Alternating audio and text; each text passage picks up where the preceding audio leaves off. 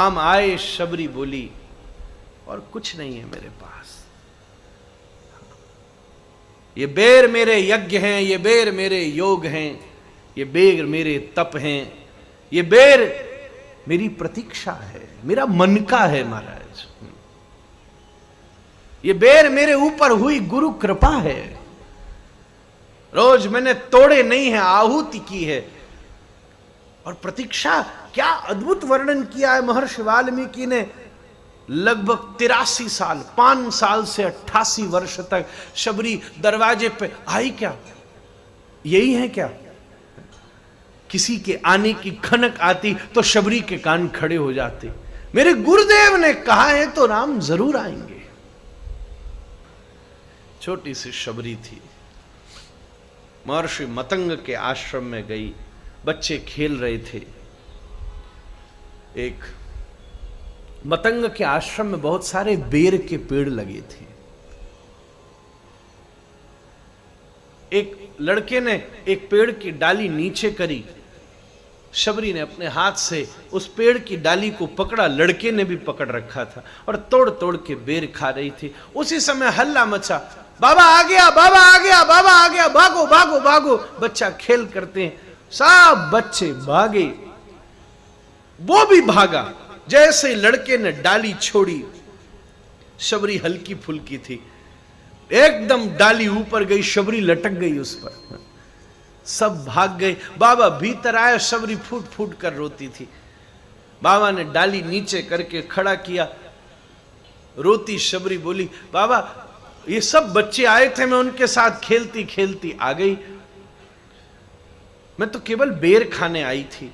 महर्षि मतंग ने उसमें वो देख लिया जो वो खुद नहीं देख पा रही थी। कहा, तुझे बेर बहुत पसंद है? बोले, हाँ बाबा बहुत पसंद है। अच्छा तू बोले तो मैं सारे बेरों की मालकिन तुझे बना देता हूं। बोली, मालकिन बनने से क्या होता है? बोले, तेरा जब इच्छा हो तब तू बेर खाना, सुबह रात ये सब तेरे होंगे, तू जिसको चाहे देना, जिसको चाहे। बोले, सब बच्चों को बुलाओ। बोले, सबको बुलाइए, कोई बात नहीं। बोले, ऐसा हो जाए तो बहुत अच्छा गुरुजी, अभी बना दो मालकिन। आ फिर इधर आ। महर्षि मतंग शबरी को अपनी कुटिया में ले गए, आसन के ऊपर बैठे, 5 साल की शबरी को सामने बिठाया, हाथ में कमंडलू का जल लिया और अग्निकुंड को प्रज्वलित करके बोले, आज तक जन्म जन्मांतरों में, कल्प कल्पांतरों में, युग युगांतरों में मैंने जितना योग किया है, जितना व्रत किया है, जितने तीर्थ किए हैं, जितने अनन्य प्रकार के संसाधन किए हैं, जो भी किया है वो आज हे शबरी मैं तुझे प्रदान करता हूं। गुरु और भजन विक्रमाद रूप गोस्वामी पाद कह रहे हैं, तुम्हारे जीवन में अध्यात्म की अनुभूति तुम्हारे गुरु के भजन की कमाई से हो रही है महाराज। जैसे एक बड़े खानदान का बेटा अपने पिता की संपत्ति पर नाचता है, ऐसे ही एक भजनानंदी गुरु का चेला भी मौज में रहता है महाराज। जैसे ही जल छिड़का, 5 वर्ष की शबरी 500 वर्ष की सी लगने लगी। उसमें मैच्योरिटी आ गई, गंभीर हो गई। अभी जो बच्चों की तरह खेल रही थी, हाथ में लाए बीर को छेल रही थी, उछाल रही थी, हंस रही थी, गंभीर बैठ गई। आंखों से जर्जर आंसू बहने लगे। गुरुदेव ये आपने क्या किया? मैं आपके इस ऋण को कैसे चुकाऊंगी? मेरे पास तो कुछ नहीं है। बोले, हे शबरी, बड़ी विपरीत बात है। ये शबर जाति में पैदा हुई इसलिए इसका नाम शबरी है। बड़ी विपरीत बात है। राम के आने का समय हो रहा है और मेरे जाने का समय हो रहा है।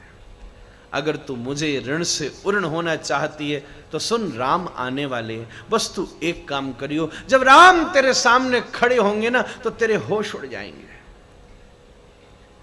बस तू राम को पहला प्रणाम मेरी तरफ से कर दियो, तू मेरे ऋण से उर्ण हो जाएगी। हो गई बात। वही शबरी रोज बेर तोड़ती, रोज रास्ते के ऊपर फूल लगाती, रोज बाहर थोड़ी सी चौक पूर देती और द्वार के चौखट पर टिककर खड़ी होकर ताकती रहती। आए, यही है क्या? यही है क्या? राम इधर हैं? नहीं, गुरुदेव ने कहा था जिसको देखने के बाद किसी और को देखने की इच्छा नहीं हो, ऐसे पर नजर पड़े तो समझ लेना राम आए हैं। यद गत्वा निवर्तन्ते तद्धाम परमम मम, भगवान ने कहा है। खड़ी खड़ी खड़ी खड़ी सब। एक दिन उसकी राम सामने आ गए, कांपते हाथों से बोली ठहरो ठहरो, भीतर भागी। गुरुदेव का आसन लगा हुआ था, प्रणाम किया, उनकी पादुकाओं को अपने माथे के ऊपर रखा और चलती हुई द्वार के ऊपर आकर बोली, हे रघुपुंगव सूर्यवंश शिरोमणि आदि पुरुष भगवान श्री राम, मैं इस आश्रम का अधिपति महर्षि मतंग आपका स्वागत करता है। प्रणाम करके वापस लौटी और गुरुदेव के आसन के ऊपर पुनरपि उन पादुकाओं को रख करके प्रणाम किया, हे गुरुदेव अब मुझे अपने भार से मुक्त करो, मैंने अपने दायित्व को पूरा किया। और द्वार पर भागकर राम जी के चरणों में लेट गई। फिर जो हुआ वो सब अकथ है महाराज।